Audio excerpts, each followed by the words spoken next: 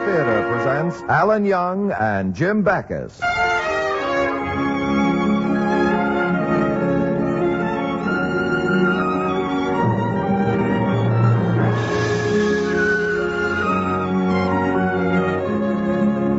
From Hollywood, the Mutual Network, in cooperation with Family Theater, presents Me for You, starring Alan Young. And now, here's your host, Jim Backus.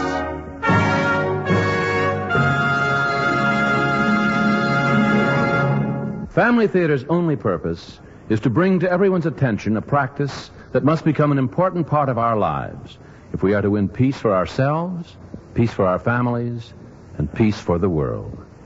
Family Theater urges you to pray. Pray together as a family.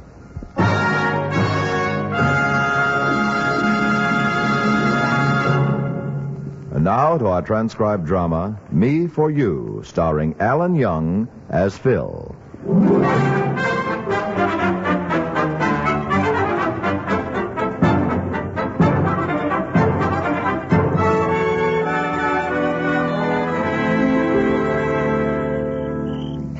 Well, it's just a case of asking. I know what it's a case of. And he's not an ogre or something. You said he likes you. Look, honey, what do I do? Go in and tell him he likes me? Well, I'm only trying to put you in the right frame of mind. I'm in the right frame of mind. All right. What kind of help is talk like that? Mr. Green, I know it's going to be okay to ask you this because my girlfriend says you're not an ogre. I didn't mean you should say it. Sure. Well, he knows we're getting married, Phil. A lot of people are getting married. What's that to him? I told you we had a slow summer. Well, you said last week it's starting to pick up. A little. Well, all you're asking for is a little. $10 more a week. That's not the national debt. Then why is it such a big thing? Because to us, it is. Oh, good grief. Well, it's the rugs and the furniture. The rugs and the furniture. $42.35 a month with interest. Honey, how many times do I have to say it? We're not moving into the White House. But we'll never get such a price again. It's a 3-room apartment. The stuff will be hanging out the windows. Well, not if we store the big pieces. Why buy something to pay storage on it? It'll be cheaper. You said if the VA approved the loan by next March, we'd have the house. Let me try it again. But that's only 6 months. Look, the application is still being investigated. I'm being investigated. My debts. If all of a sudden they come across an item that looks like I'm trying to buy out Butler Brothers, they'll say he's a maniac and no loan. Exactly. You agree with me? Well, of course. That's why you should ask Mr. Green for your raise as soon as possible. Now, wait. Well, so that the VA will also discover you've had a corresponding increase in income, and everything's all even again. Will you wait? Would you have a cup of coffee, Phil? No, thanks, Mrs. Harper. I can't sleep. Carol? Maybe later, Mom. It'll be cold. I like it cold. Good night, Mom. Are you sure, Phil? It isn't instant. Really, Mrs. Harper? Right. Say hello to Mr. Green for me. Sure. Honey, listen. Yeah, I did. Mr. Oh, Green. no, look. Every conversation we have when I get up in the morning, it's in the papers. Well, she's my mother. I've got a right to discuss things with her. Oh, I'm telling you. Well, she's all I have. She advises me. Yeah, and then the whole neighborhood. Carol, I've got some pride. Well, then show a little of it to Mr. Green. That's what I'm talking about. Suppose he says no. He won't. I have your mother's word for this? Phil? Yeah, I'm getting a little mad myself. I love my mother. I love your mother, too. But she can be wrong once in a while. It's possible. Whenever you get that crooning tone in your voice. Can we skip the tone? It's always the tired man of the world addressing the poor, ignorant woman. I'm simply saying she can be wrong about my boss, whom she knows only by nodding at the supermarket. Oh, that's another thing. How can you have a slow summer at the supermarket? Carol, let's stay on the subject. But people have to eat. Maybe they don't know that. Maybe we should put up signs. You're very sarcastic tonight. Honey, you've got all the answers except the big one. If I ask Green and he doesn't give me the raise, I have to quit. Phil. I have to quit. That's all there is to it. Either I'm worth what I think or I'm not worth anything.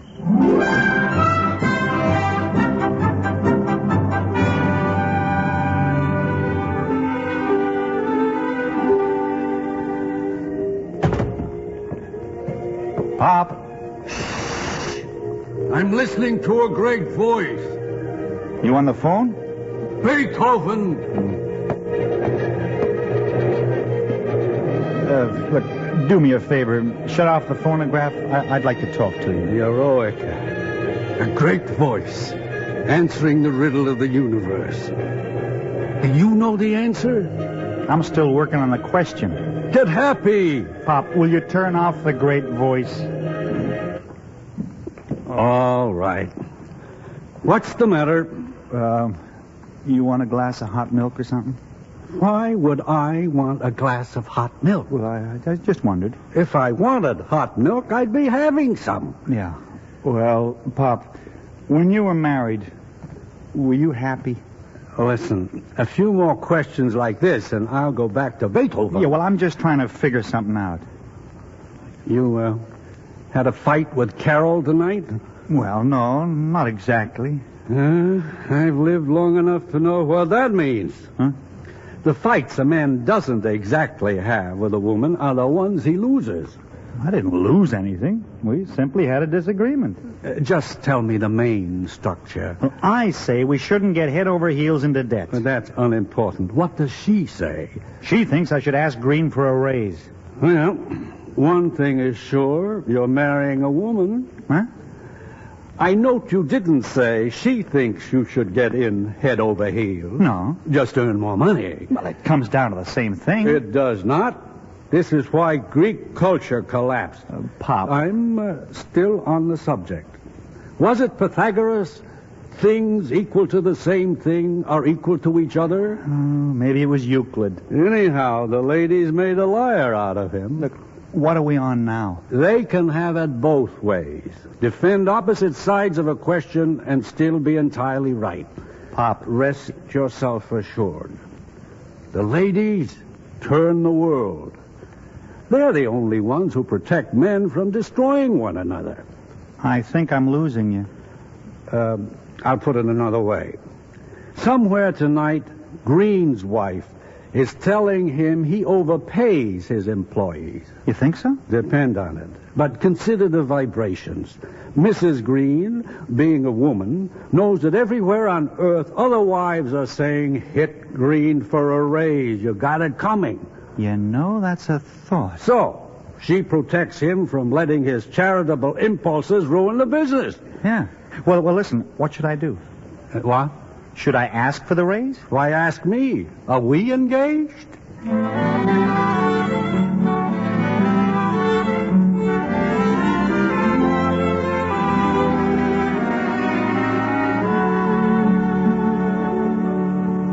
Hey, Phil. Yeah?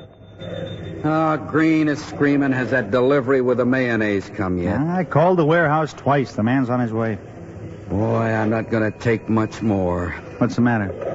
He's like working for a lunatic. Everything that comes up, we should have done it yesterday. Is he pretty hot this morning? When wasn't he hot? So I asked him right out. And I suppose, Mr. Green, that everything we did yesterday we should have done the day before? And he says, yes. Well, you know how he is on Saturday. Well, now he knows how I am on Saturdays. Look, Jerome, getting him sore isn't going to help. I'm not trying to help. I'm sick and tired of this. Who does he think we are? He's running a big business. And he's doing great.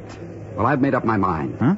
Not at these prices. Not me at $70 a week when Mr. Green can send his whole family to the mountains 3 months every summer. Well, what are you going to do? Ask for a raise. That's what I'm going to do. Oh, now look. I'm not afraid of him. Yeah, I know, but this could be a bad time. You ever seen a good time around here? Jerome, look, be sensible. If he's sore, this isn't the day to ask for a raise. I've made up my mind. I got a wife who needs her teeth out, and little Mark's making noise with his tonsils. Today's the day. Jerome, give yourself a break. That's what I'm doing. He'll say no. You haven't got a chance. Let him. Just let him. You'll be dead. Okay. And the whole case of that mayonnaise he's so hungry for falls off the truck. Jerome. In 1,000 pieces. No, you wouldn't do that. A terrible accident. He'll fire you. Are you kidding? He will. Would Simon Legree fire Uncle Tom? Listen. Who can he get to take my place? You hire a horse at $3 an hour. Look, I'm begging you. Don't ask him for the raise today. What's it to you? Well, you know Carol and I are getting married in 3 weeks, and I figured to ask him for one myself. Well, you should. You got it coming. Yeah, but I want to get it. Simplest thing in the world. I'll go in first and soften him up. Jerome, please, as a friend... He's nothing but a big bag of wind. All right, but if he says no... Then when the truck comes in with the mayonnaise... No, Jerome. What satisfaction is there in that? Let me tell you, tremendous. You know you wouldn't do it. Try me. You wouldn't and I wouldn't. The point here is to get the raise, not prove we're downtrodden. That needs proof. Look, if I want furniture, your wife needs teeth, we can't pay for it with broken mayonnaise. We have to go about this diplomatically. Not with Green, we don't. All he understands is a knife to the heart. Okay. So you tell me how that retires the mortgage. Jerome, Phil! Listen to him like a wild bear. Take it easy. Here he comes. Both of you boys get out on the dock. The mayonnaise is here. Yes, sir, right away. What are you standing around for anyway? Stacking the ketchup like you told us. Well, you should have done that this morning. Come on, Jerome, let's get the mayonnaise. Mr. Green, there's something I want to ask you. Later. When you get back from the dock, start stamping the beans. You told us first we should mark the milk. Come on, That Jerome. was an hour ago. We'll take care of it, Mr. Green. I just want to ask, how come my family doesn't go to the mountains? Because you can't afford it. Get the mayonnaise. That's right. I can't. Jerome, come on. The stuff sits in the sun, it gets warm. I want a raise, Mr. Green. I run my legs off around We'll here. talk about it later. 3 ladies are waiting for mayonnaise. We'll talk about it now. My wife needs new teeth. And you're going to need some yourself if you don't get out on that dock. Jerome, for Pete's sake. Let go of my arm. I want an answer, Mr. Green. Right now. Oh, right now. You want an answer, huh? Well, the answer is no. No, huh? That's right, no. Now you got 1 minute to bring in that mayonnaise or you can pick up your time.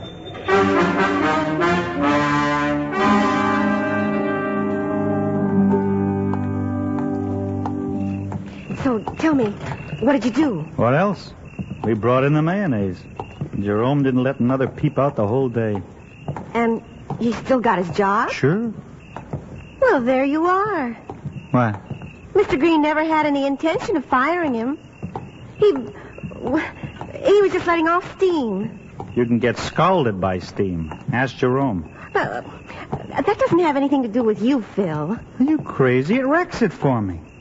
Because Mr. Green is mad at Jerome? Because he didn't give him the raise.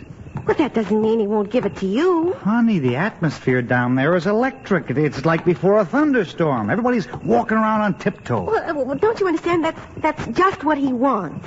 Mr. Green? To keep everybody on edge, afraid to open their mouth. The man's got an ulcer the size of a poker chip. You see if I'm not right. He hates tension.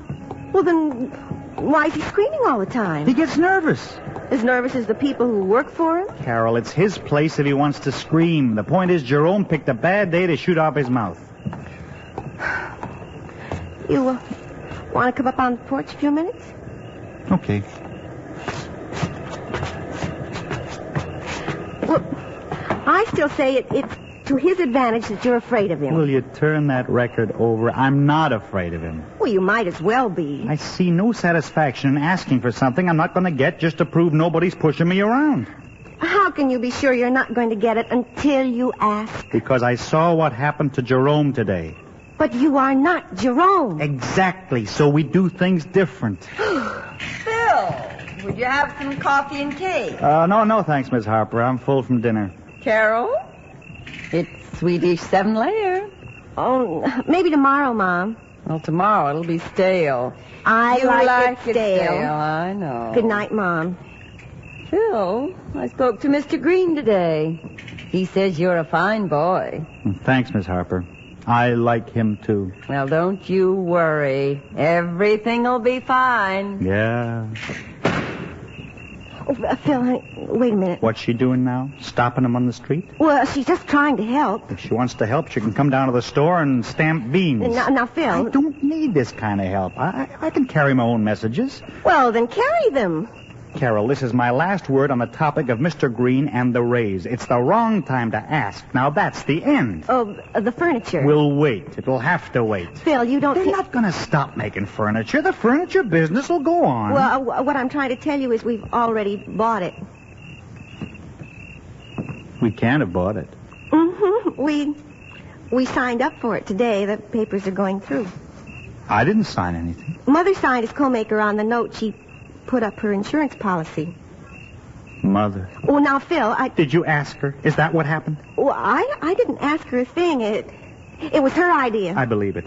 Everything that's happened to me in the last 2 months is her idea. Oh, now, calm down. Maybe I'm engaged to the wrong girl around here. Maybe I should be engaged to your mother. Well, she wants us to get off to a good start. So she hangs a rock like this around my neck. Well, she thought you were going to ask for the raise today. You mean you told her I was going to ask for the raise today? Well, I've got a right. She's my mother. All right, okay, but not an obligation. Does she have to know every word that passes between us? Oh, Phil, you're exciting yourself for nothing. The thing is done. Oh, I'll say it's done. It's done up good. Have you thought what'll happen if I can't make the payments? Oh, you can make them. Sure, I can make them. God will provide. The money will fall off a tree or something. When Mr. Green gives you the raise. Mr. Green! Mr. Green could be hit by a truck in the next 20 minutes. We can't bank every move we make on Mr. Green. Well, now, honey, control if yourself. If we can't make the payments, they'll cash your mother's insurance, and she'll wind up in the poorhouse. Well, she could come and live with us. She could not. Well, Phil. I guarantee it. Nobody lives with us but you and me. Well, then there's only one thing to do. Shoot myself. Oh, ask for the raise. Ask for the raise. Well, is there any other way? Ask yourself. Is there?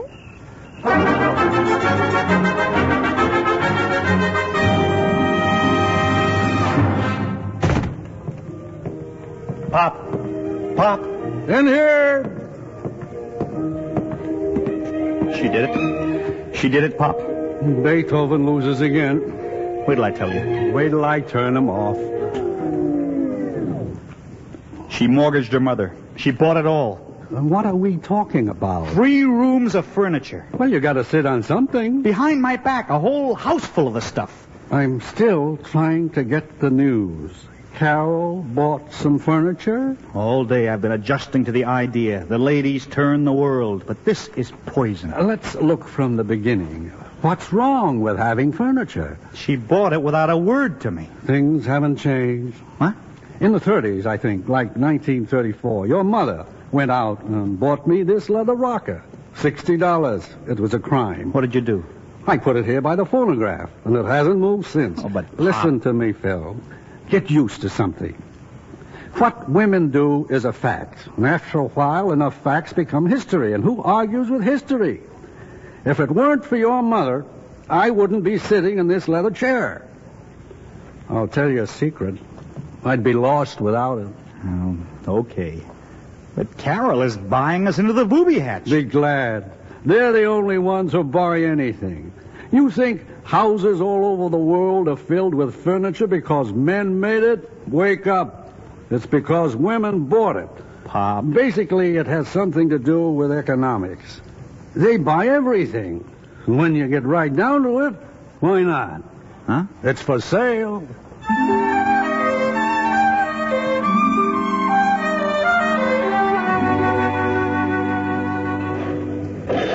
So that's it. Oh, brother. I got no choice, Jerome. I have to ask for the raise. I can see where you do. And if he turns me down, I'll lose a job and gain a mother-in-law. Why do you have to quit? It's one of my principles. When you've been married a little while, you'll start losing those. If I ever do get married. Now what? Carol disagrees very strongly that I should quit. Her mother again? No, not this time. The way things are now, the old lady wants us to get married no matter what. How do you figure? If there isn't any wedding, she winds up with all the furniture and no insurance. Say that'd fix her. Yeah. Except I want there to be a wedding. I suppose so. Well, I'm sorry I gummed it up for you Friday. What'd your wife say when you told her you didn't get the raise? What does she know? You didn't tell her? Tell him nothing. I leave the house at 7 o'clock, come home at 6:30, and dinner better be on the table. Everybody's smiling. What about her teeth? Anybody that talks that much can expect their jaw to hurt. And Mark's tonsils? They help him grow. He's starting to sound like a baritone. Wish I could talk my troubles away like that. Trouble? Fui. A good night's sleep, everything looks different in the morning. Yeah? Take the word of an expert. Maybe I should send you in to ask Mr. Green. Well, he said he'd see you? In his office, right after lunch.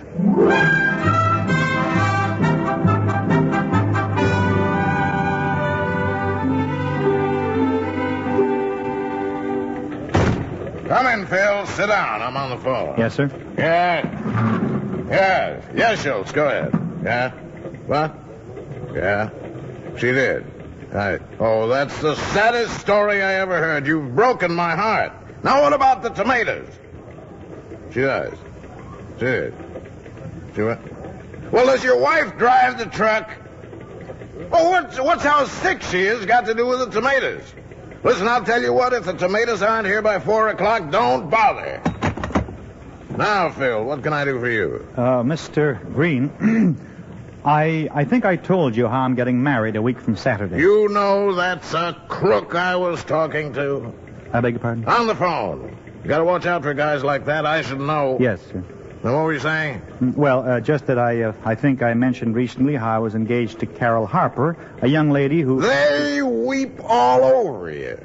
Young ladies? No. Guys like Schultz. Always a sad story, always the blues. His wife is sick, so he can't get the tomatoes over here this afternoon. That's his version. I see. Go ahead, Phil. Excuse me. You probably got troubles of your own. Well, yes, sir, I have, to tell the truth. God forbid they aren't like mine. Well, I guess they aren't, Mr. Green, but this girl I'm going to marry... Just pray you get a wife as healthy as his, that's all. As whose? Schultz. She isn't sick. I've seen her. She's strong as a horse. You know what he's doing? Schultz? Oh, I'm sorry, Phil. I keep getting off the subject. This is no problem of yours. You go ahead. Well, she and her mother, my fiancée Carol, that is, went out shopping around for some furniture. Exactly. Huh? Shopping around. And if he can unload those tomatoes at a better price than what I offered, I won't get them.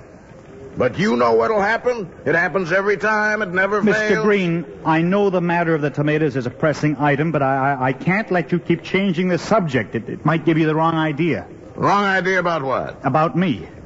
You see, I'm not afraid of you. What? Well, that's good. You think so? Why, sure. I don't want people afraid of me. Well, I'm not. I want to get that straight. All right. But tell me something. Yes, sir? I pay your salary, don't I? That's right. Well, then how come you're not afraid of me? Well, because I don't need this job. Oh, don't talk crazy. Everybody needs some kind of job. Well, I like this job. I don't want to give the wrong impression, but I do... 1 minute. This is Green. Well, the time has changed, my bucko. Now they got to be here by 2:30 or it's no deal. No, 2:30, you bandit, and get them tomatoes out of the sun. What did I tell you? Mr. Green. Happens every time Schultz runs over here at the last minute. Mr. Green, you've got to listen to me. What do you want to do? Quit or something? All I want to do is speak my piece. Well, speak. You've been sitting here for 5 minutes. I'm going to be married a week from Saturday. Well, I can't help you out of that. I want to get married. The kind of help I need is financial, and I've got to have it. Now, Phil, you know the policy around here. We don't make loans. I got more loans than I know what to do with. I don't want a loan. Who's the girl again? Carol Harper. Mrs. Harper's daughter. All the calves live her? Oh, yes, a fine woman. Well, that's one opinion. What's your problem? Well, everywhere I turn, they're buying things. Rugs, pictures. You'd think we were going to live in a museum. Well, son, that's marriage. It's murder. Now she's got her life insurance policy down for a bedroom set and twin chairs. Your fiancée? Her mother. Oh, the calves liver. The same. Well, so what do you want? A raise. What? A raise. $10 more a week. You know something, Phil? What? I thought you never were going to ask for it.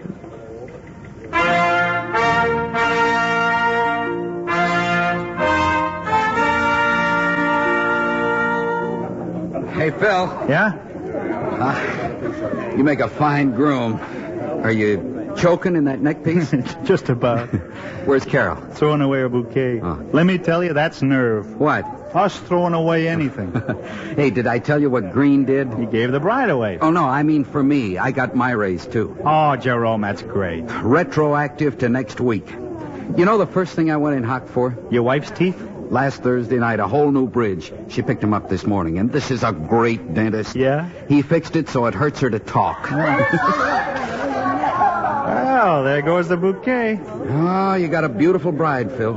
think you can stamp the beans without me for 2 weeks? Oh, I'll leave you something. I'll stamp every other can. Bill. Yeah. Oh, yes, honey, come here. Oh, Bill, it's the most beautiful wedding that ever happened. You sure you kissed everybody? Oh, almost. Well, get them all. This is the last time. Okay. How about you, Jerome? Wait a minute. Where's my wife? Oh, go ahead. If she can't talk, she can't bite. Well, just a quick one. All the luck in the world, honey.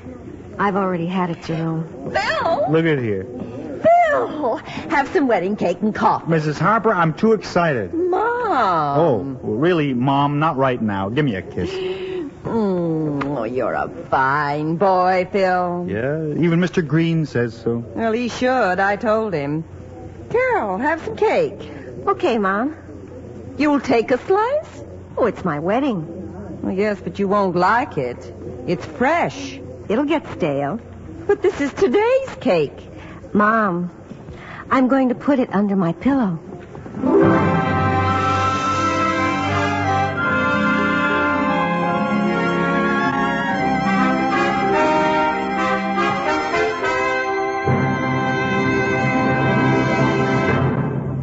This is Jim Backus again.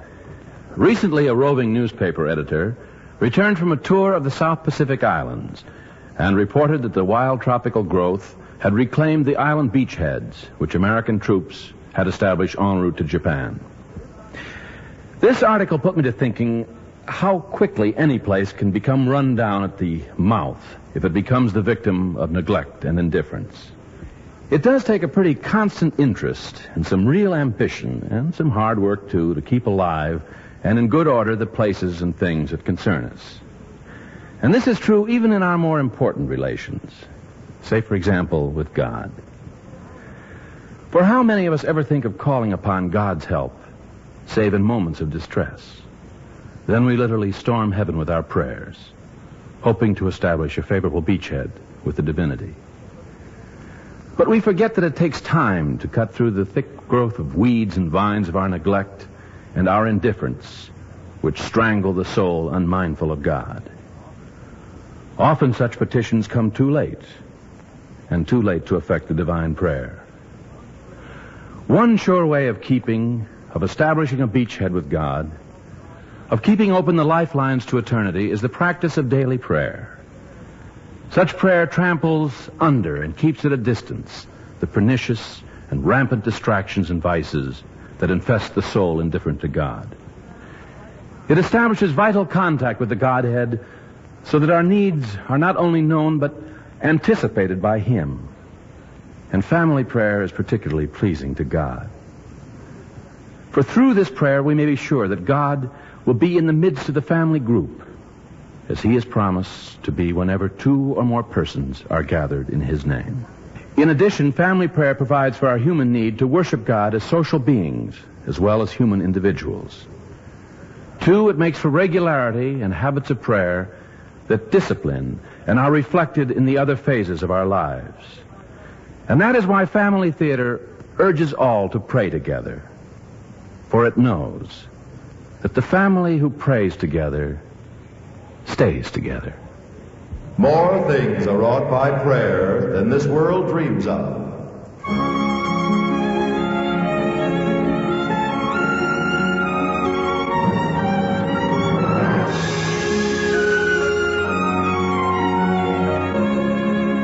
From Hollywood, Family Theater has brought you transcribed Me for You, starring Alan Young. Jim Backus was your host. Others in our cast were Charlotte Lawrence, Irene Tedrow, Vic Perrin, Herb Butterfield, and Paul Frees. The script was written and directed for Family Theater by John T. Kelly, with music composed and conducted by Harry Zimmerman. This series of Family Theater broadcasts is made possible by the thousands of you who feel the need for this type of program, by the Mutual Network, which has responded to this need, and by the hundreds of stars of stage, screen, and radio who give so unselfishly of their time and talent to appear on our Family Theater stage. To them and to you, our humble thanks. This is Tony Lofrano expressing the wish of Family Theater that the blessing of God may be upon you and your home, and inviting you to join us next week when Family Theater will present The First Morning, starring Scott Brady. Raymond Burr will be your host. Join us, won't you?